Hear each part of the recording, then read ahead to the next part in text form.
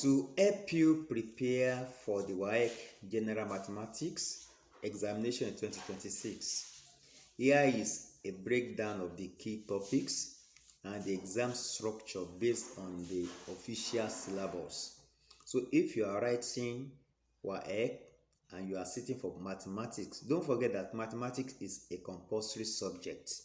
So based on the official syllabus, you need to prepare for these topics, and if you can do that, your A1 is guaranteed.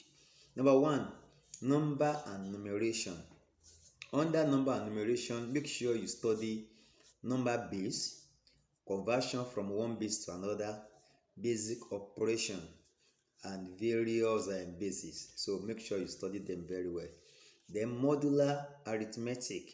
Under this, you need to read concept of modulo, addition, subtraction, and multiplication in modular arithmetic. Make sure you read them very well. Then make sure you work fractions very well. Make sure you solve various questions under it. Fractions, decimals, and approximation, significant figures, decimal places, and percentage error. Then indices and logarithms. Make sure you read them very well. Under this, you have to study laws of indices, standard form, and use of logarithm tables.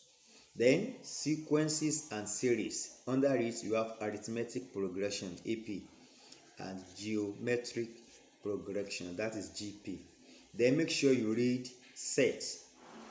Under it, you have universal sets, subsets, Venn diagrams, up to 3 sets, and practical applications. Then the second topic that you must study very well, or the second aspect, algebraic expression. Under this, you have to study algebraic expression. Under it, expansion, factorization, and simplifications of fractions. Make sure you read them very well. Then solve questions on equations. Under equations, you have linear equations, simultaneous equations, and quadratic equations using formula and factorization. Then read variation. Under it, you have direct, inverse, joint, and partial variation. Then inequalities. You have to solve questions on this, solving and graphing in linear inequalities in 1 and 2 variables. Make sure you study that very well. Then graph, drawing and interpreting linear and quadratic graphs. You have to study it very well. Then the third aspect, geometric and trigonometry. Under it, you have plane geometry, where we have properties of angles, triangles, polygons, and circles.